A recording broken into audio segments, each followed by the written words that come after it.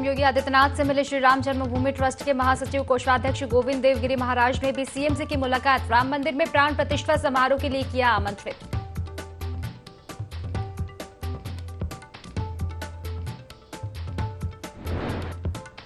उज्ज्वला योजना के लाभार्थियों को निःशुल्क गैस वितरण। सीएम योगी आदित्यनाथ ने किया गैस का वितरण। प्रदेश के करीब 1.75 करोड़ परिवारों को हुआ निःशुल्क गैस वितरण।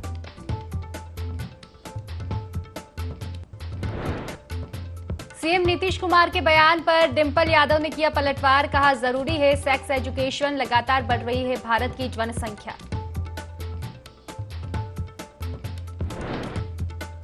चित्रकूट में श्रद्धालुओं से भरी बस अनियंत्रित होकर पलटी। 24 से ज्यादा घायल, 7 गंभीर घायल। रायपुरा नदी पुल के पास की घटना।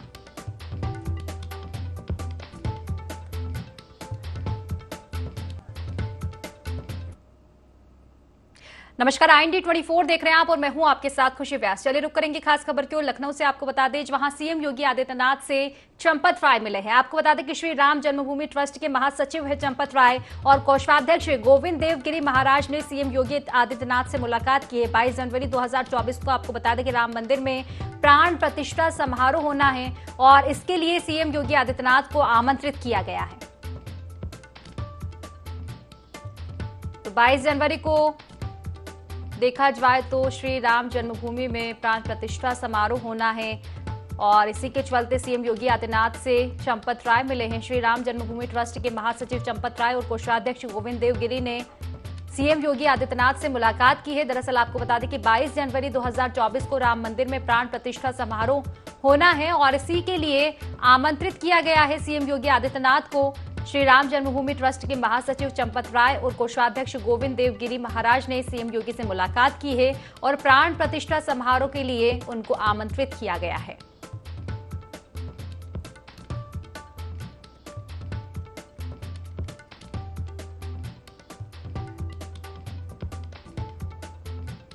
चलिए विस्तार से चर्चा करेंगे। ब्यूरो चीफ विनय हमारे साथ फोन लाइन पर जुड़ चुके हैं।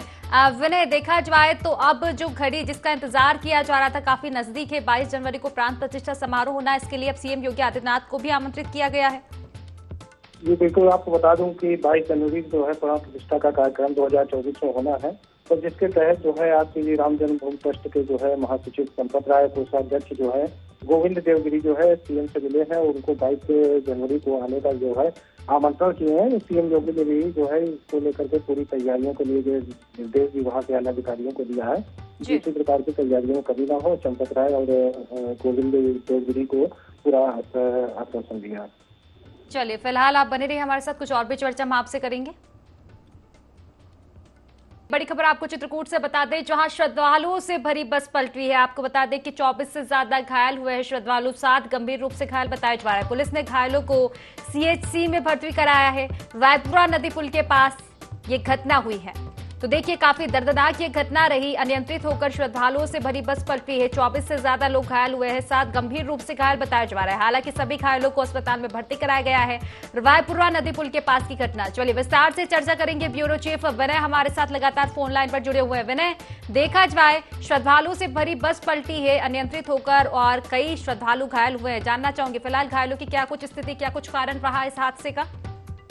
बिल्कुल, आपको बता दें कि चित्रकूट में जो श्रद्धालुओं से भरी हुई बस जो है अनियंत्रित होकर के पलटी है और जिसमें 2 दर्जन से अधिक जो है घायल श्रद्धालु उनको जो है नजदीकी स्वास्थ्य केंद्र में जो है भर्ती भी कराया गया है। तो कुछ श्रद्धालुओं की तबियत सीरियस होने की वजह से जो है उन्हें जिला अस्पताल भी रेफर किया गया है। और ये मामला जो है चित्रकूट के रिपड़ा थाना क्षेत्र के रिपड़ा नदी के पुल पे ये हादसा हुआ है। प्रशासन जो है पूरी तरीके से जो है वहाँ मदद के लिए पहुंच गया। सभी घायलों को जो है अस्पताल में इलाज के लिए भर्ती करा दिया। चलिए फिलहाल विनय आप हमारे साथ बने रहिए और भी चर्चा हम आपसे करेंगे।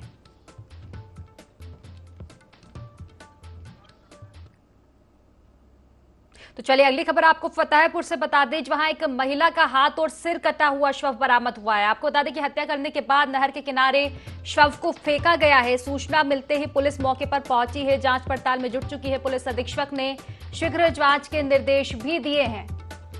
कल्याणपुर के कोरसम गांव के पास की पूरी घटना बताई जा रही है। तो देखिए पुलिस जांच पड़ताल में जुट चुकी है। पुलिस अधीक्षक ने शीघ्र जांच के निर्देश दिए हैं। तो देखिए, शीघ्र जांच के निर्देश मिल चुके हैं, यानी कि टीम अब तैयारियों में जुट चुकी है, लगातार जांच पड़ताल की जा रही है। चलिए विस्तार से चर्चा करेंगे। विनय हमारे साथ लगातार बने हुए फोन लाइन पर। विनय, महिला का हाथ और सिर कटा शव मिला है, फिलहाल कहां तक पड़ताल पहुंच पाई? आपको बता दें कि फतेहपुर में जो है कल्याणपुर थाना क्षेत्र के जो है कोहासा गांव में जो है एक अज्ञात महिला का जो है शव जो है मिला है, जिसकी सर कटी हुई लाश मिली है। तो पुलिस जो है उसकी जो है लाश की शिनाख्त कराने की कोशिश जो है उसके कपड़ों से भी कर रही है, और आसपास के गांव के लोग भी एकत्र हुए हैं, ग्राम प्रधान भी एकत्र हुए हैं कि सब की शिनाख्त हो जाए, लेकिन अभी सब की शिनाख्त नहीं हो पाई है। मौके पर एसपी ने भी जांच के आदेश दिए हैं, घटनास्थल का मुआयना भी किया है, और मामले की जांच में जो है पुलिस लगी हुई है कि जल्द से जल्द जो है सब की शिनाख्त किया जाए, और पुलिस ने सब को लेकर के जो है कब्जे में भी ले ली है। चलिए फिलहाल आप बने रहिए हमारे साथ, कुछ और भी चर्चा हम आपसे करेंगे।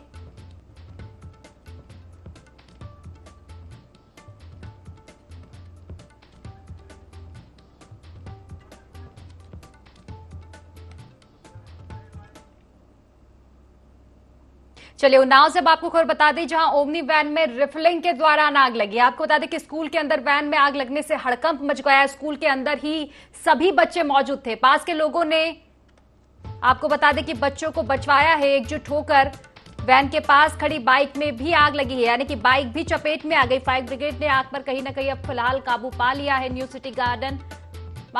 सिटी मॉडर्न पब्लिक स्कूल का यह पूरा मामला बताया जा रहा है। तो देखिए, ओमनी वैन में रिफिलिंग के दौरान ये आग लगी है, और खास बात ये रही कि स्कूल के अंदर वैन में आग लगी है, और स्कूल के अंदर इस दौरान सभी बच्चे भी मौजूद थे। हालांकि आसपास जो लोग मौजूद थे उन्होंने कहीं ना कहीं बच्चों को बचाया है। वैन के पास खड़ी बाइक भी इस दौरान चपेट में आ गई। चलिए विस्तार से चर्चा करेंगे। विनय हमारे साथ लगातार फोन लाइन पर जुड़े हुए हैं। विनय, वैन में आग लगी है, क्या कुछ कारण रहा, और देखा जाए तो एक बड़ी लापरवाही?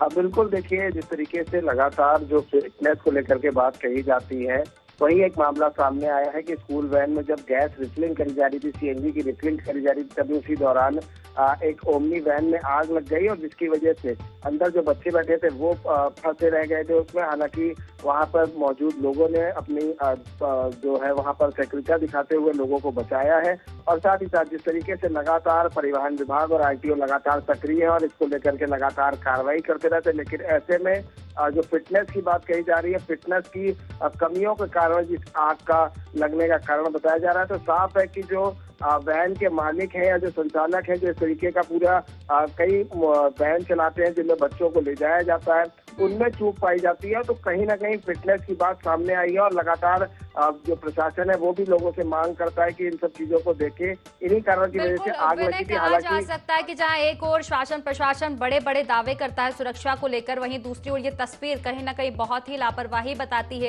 है। चलिए फिलहाल आप बने रहिए हमारे साथ, कुछ और भी चर्चा हम आपसे करेंगे।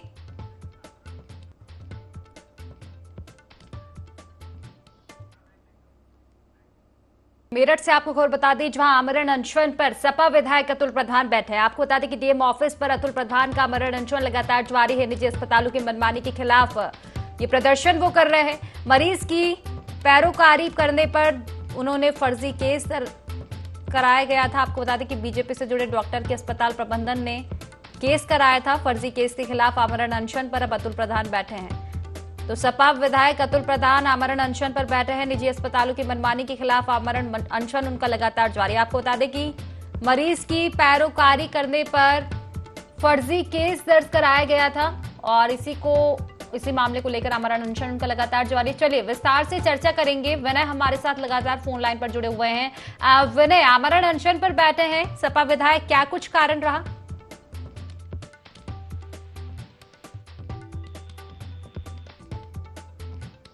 चलिए फिलहाल संपर्क हो नहीं पा रहा है विनय से हमारा। तो देखिए, सपा विधायक अतुल प्रधान आमरण अनशन पर बैठे हुए हैं। डीएम ऑफिस पर अतुल प्रधान का आमरण अनशन लगातार जारी है। दरअसल निजी अस्पतालों की मनमानी के खिलाफ आमरण अनशन वो कर रहे हैं। बीजेपी से जुड़े डॉक्टर के अस्पताल प्रबंधन ने केस दर्ज करवाया था, और फर्जी केस के खिलाफ अब वे आमरण अनशन पर बैठ चुके हैं।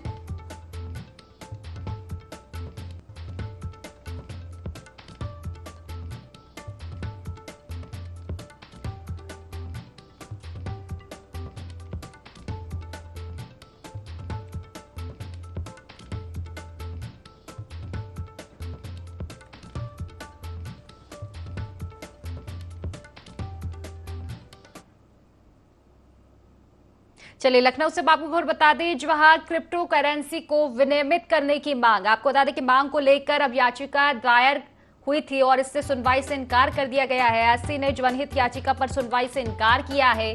सीजेआई की अध्यक्षता वाली पीठ ने सुनवाई से इनकार किया। तो देखिए, क्रिप्टो करेंसी को विनियमित करने की मांग को लेकर ये पूरा मामला सामने आ रहा है, जहां मांग को लेकर दायर याचिका पर सुनवाई से इनकार कर दिया गया है। दरअसल एससी ने जनहित याचिका पर सुनवाई से इनकार किया है।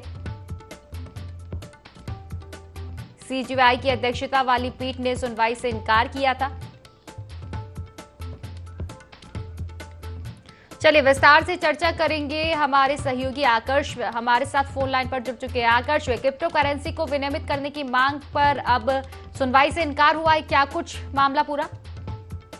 बिल्कुल, देखिए पहले आपको बता दूं कि क्रिप्टो करेंसी एक्चुअली है क्या। ये क्रिप्टो करेंसी जो है, इसका इस्तेमाल जो है ड्रग तस्करी से लेकर के बड़े बड़े आतंकवाद को बढ़ावा देने में किया जाता है और एक तरीके से काल्पनिक करेंसी होती है। इसको कोई भी जो मालिक होते हैं क्रिप्टो करेंसी की, जो कंपनियां चलाते हैं, वो अपनी मर्जी से बढ़ा सकते हैं या घटा सकते हैं। और इसको लेकर के प्रधानमंत्री नरेंद्र मोदी ने भी साफ किया था कि देश की जनता को, खासकर युवाओं को, क्रिप्टो से बचना चाहिए और ये देश को बर्बाद कर सकती है। इसी को लेकर के सरकार से भी जब गुहार लगाई गई थी कि इसको लीगल करने की, तो उस पर भी सरकार ने रुख साफ नहीं किया था और इसको रोक दिया था। अब इसकी याचिका जो है उस पर सुप्रीम कोर्ट पहुंची और उसको भी अब खारिज कर दिया गया, क्योंकि जिस तरीके से क्रिप्टो का कारोबार लगातार बढ़ रहा है, लोगों के साथ ठगी करी जा रही है, देश के युवा और बेरोजगारों को इसका निशाना बनाया जा रहा है, कई गुना मुनाफे देने की बात कही जाती है और खासकर जो इसका पैसा होता है वो ड्रग तस्करी या फिर आतंकवाद को बढ़ावा देने में किया जाता है।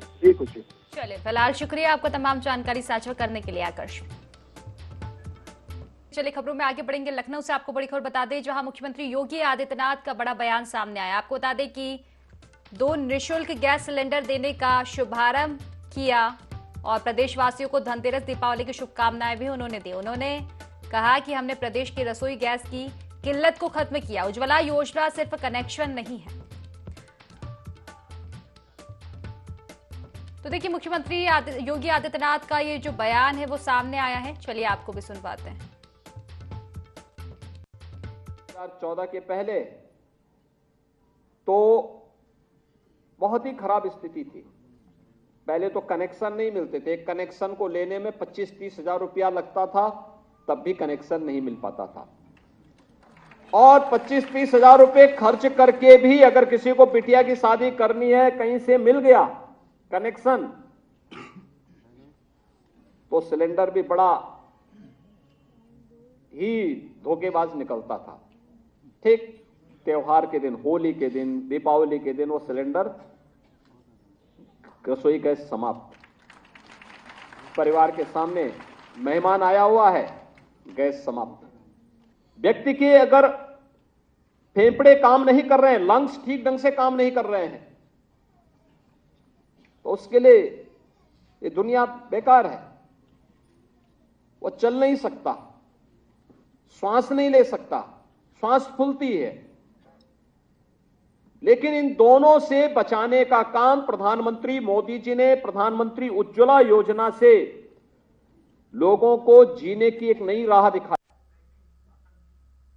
तो देखिए, लखनऊ से सूत्रों के हवाले से एक बड़ी खबर हम आप तक पहुंचा रहे हैं। आपको बता दें कि अयोध्या में राम मंदिर के उद्घाटन से पहले एजेंसियां अब अलर्ट हो चुकी है। आपको बता दें कि हमले की प्लानिंग में आतंकी संगठन से जुड़ा इनपुट मिला है।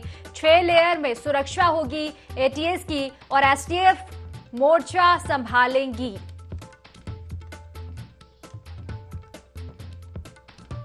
तो देखिए, सूत्रों के हवाले से बड़ी खबर हम आप तक पहुंचा रहे हैं। एक और जहां राम मंदिर के उद्घाटन की घोषणा हो चुकी है, कब होगा, तारीख की घोषणा हो चुकी है, तो वहीं अब सुरक्षा एजेंसियां भी कहीं ना कहीं अलर्ट हो चुकी है। चलिए विस्तार से चर्चा करेंगे। पुनीत हमारे साथ फोन लाइन पर जुड़ चुके हैं। पुनीत, जहां एक और उद्घाटन की तैयारियां चल रही है, दूसरी ओर एजेंसियां भी अब अलर्ट हो चुकी है। हमले की प्लानिंग में आतंकी संगठन से जुड़ा इनपुट मिला है।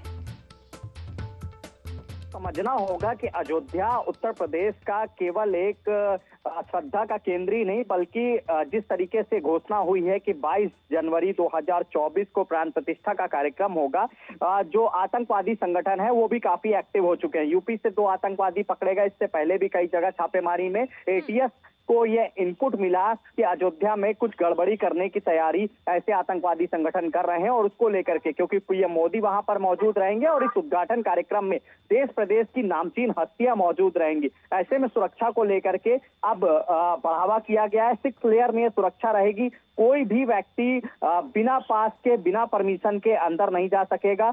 जाहिर तौर पे जिस तरीके से पीएम मोदी का यह कार्यक्रम है तो सुरक्षा व्यवस्था वैसे ही टाइट होनी है, लेकिन जिस तरीके का अलर्ट मिला है एजेंसियों को, अब चाहे वो आईबी हो, चाहे वो एटीएस हो, चाहे वो एसटीएफ हो, वो पूरी तरीके से एक्टिव हो गई है और इससे जो जुड़े हुए तार है उनको खंगाला जा रहा है और कहीं ना कहीं जो इनपुट मिला है अब उस पर वर्क हो रहा है। हाई लेवल की सिक्योरिटी रहेगी, सिक्योरिटी इस तरह की रहेगी कि बिना परमिशन के परिंदा भी पर ना मार सके। जी चलिए, फिलहाल शुक्रिया आपका तमाम जानकारी साझा करने के लिए पुनीत। तो देखिए, बिहार के मुख्यमंत्री नीतीश कुमार के दिए बयान से पूरे देश में उनकी थुक्का फजीहत हो रही है। इसी क्रम में उप मुख्यमंत्री केशव प्रसाद मौर्य ने नीतीश कुमार से इस्तीफे की मांग की है। मध्य प्रदेश में चल रहे विधानसभा चुनाव के प्रचार के दौरान उप मुख्यमंत्री केशव प्रसाद मौर्य झांसी सर्किट हाउस पहुंचे, जहां पत्रकारों से बात करते हुए उन्होंने कहा कि 5 राज्यों में हो रहे विधानसभा चुनाव में से 4 राज्यों में कमल का फूल खिलेगा। आगे नीतीश कुमार के बयान का विरोध करते हुए उन्होंने मैनपुरी सांसद डिंपल यादव द्वारा नीतीश कुमार के बयान का समर्थन करने पर भी तंज कसा और कहा कि इस बारे में तो वो 2047 के बाद ही बात कर पाएंगी, क्योंकि 2047 तक तो देश में भाजपा ही रहेगी।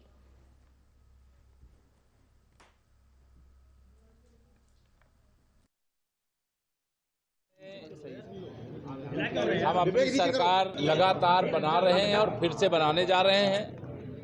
राजस्थान और छत्तीसगढ़ कांग्रेस से छीन रहे हैं। 2023 तो सेमीफाइनल है और 2024 के फाइनल के लिए तैयारी उत्तर प्रदेश तो पहले से ही शुरू करके रखा है, क्योंकि मध्य प्रदेश में अभी 23 का चुनाव है, छत्तीसगढ़ राजस्थान में चुनाव है, तेलंगाना मिजोरम में चुनाव है, इसलिए अभी हम लोग उत्तर प्रदेश में तैयारी कर रहे हैं और 3 दिसंबर को सुशासन का कमल पूरे देश के ये जो 5 राज्य हैं उसमें 4 राज्यों में खिलता हुआ दिखाई दे रहा है। देखिए, श्री नीतीश कुमार जी के बयान की जितनी निंदा की जाए वह कम होगी। अगर उस बयान का कोई भी समर्थन कर रहा है तो मैं समझता हूं कि वह भारतीय संस्कृति की मान मर्यादा का ध्यान नहीं रख रहा। जब उनको कभी सरकार 2047 के बाद मौका मिलेगा तब वो इस पर बात करेंगे। तो फिलहाल की खास खबरों में बस इतना ही। आप बने रहिए IND 24 के साथ। नमस्कार।